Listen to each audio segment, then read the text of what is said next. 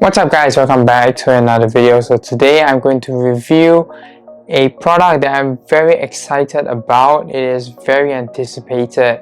It's none other than the Mac Studio. So I've had certain setbacks with this product. So it got delayed before shipping to my house, and then there was a problem with the first Mac Studio, and then I had to contact Apple. Thankfully they were very nice. They had to replace my Mac Studio, and finally after about a month and a half or so it finally arrived, and after a month of usage I can finally come back and review this product for you guys. So without further ado, let's not waste any more time. Let's start with the unboxing of the Mac Studio. Let's go.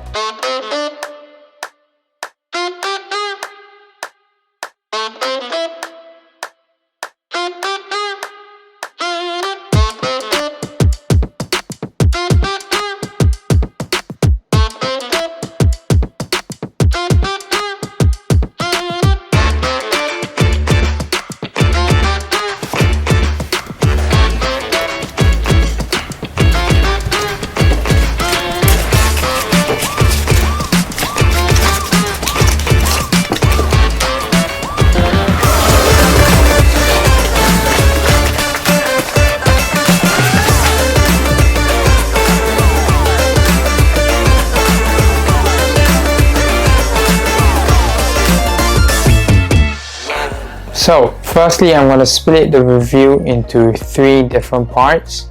Number one, I'm going to talk about the design of the Mac Studio. Secondly, I'll talk about the performance of the Mac Studio. And I'm not really a numbers person, so I don't really know how to talk about the performance, but you'll see how I would explain the performance later. And thirdly, I'll talk about who the Mac Studio is really for. Alright, so firstly, let's talk about the design of the Mac Studio. It is a aluminum box which has a industrial type of look. I really enjoy this type of design because it does give a feel that it is supposed to be inside a studio, which is why maybe it's called the Mac Studio. Now, I really like the Mac Studio because of its raw performance, and I'll really talk about that when it comes to the performance part of the video. Okay, let's jump to the ports on the Mac Studio. Firstly, we have two USB-C ports at the front as well as an SD card slot.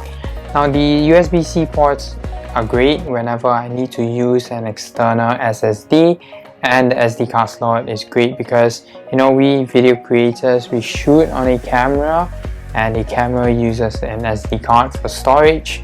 So all we need to do is take out the SD card, put it in my Mac Studio, and we can immediately start editing the video, which is great. Okay, let's move to the back of the Mac Studio. We have 4 Thunderbolt ports which is capable of transferring with high speeds, and we also have a 10 gigabit Ethernet port, a power cable port, as well as 2 USB-A ports, which is great. The 10 gigabit Ethernet port is great for internet usage. 2 USB-A ports is great if you need to plug in external inputs such as a mouse or a keyboard. And finally, we have an headphone jack if you want to use headphones to listen to music, or you want to plug in external speakers for your setup.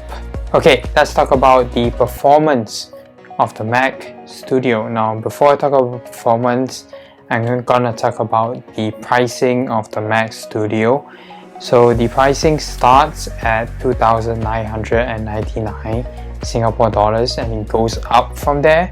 So I got the base model Mac Studio.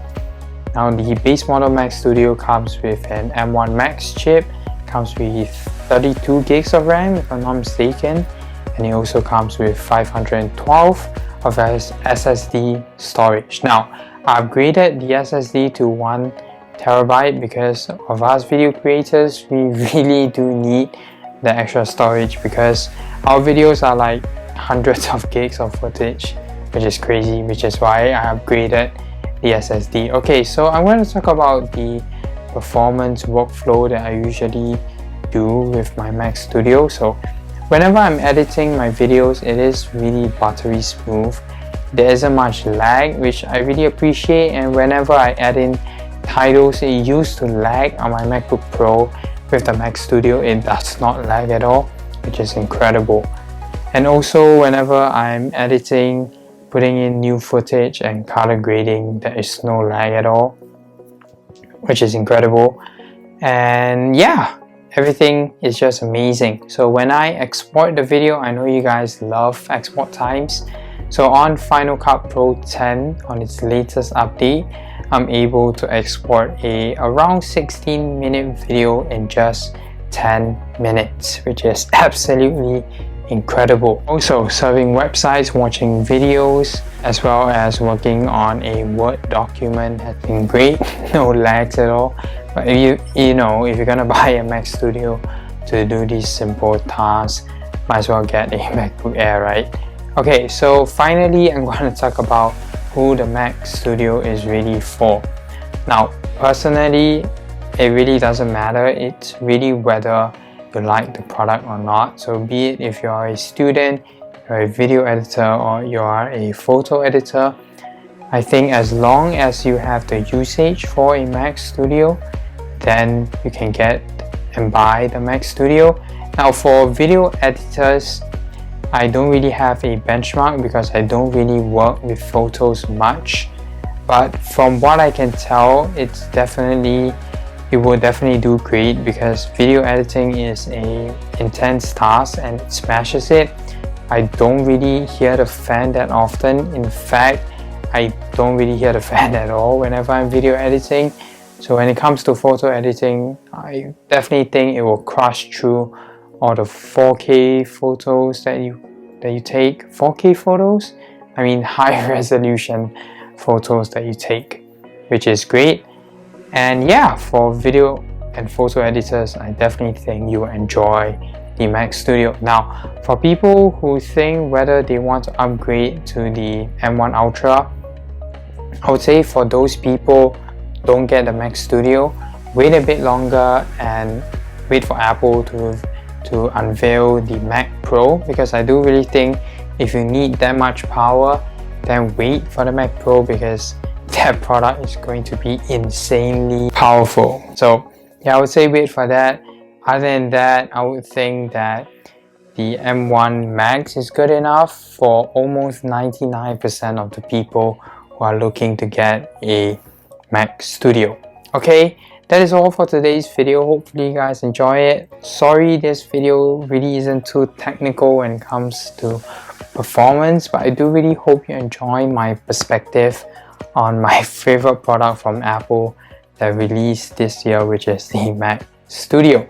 Okay, that's all for today. Hopefully you guys enjoyed this video. If you enjoyed this video, like this video, subscribe to my channel, turn on the bell notification icon so you don't miss my next video. Thank you guys so much for watching, and I shall see you guys in my next video. Take care and goodbye.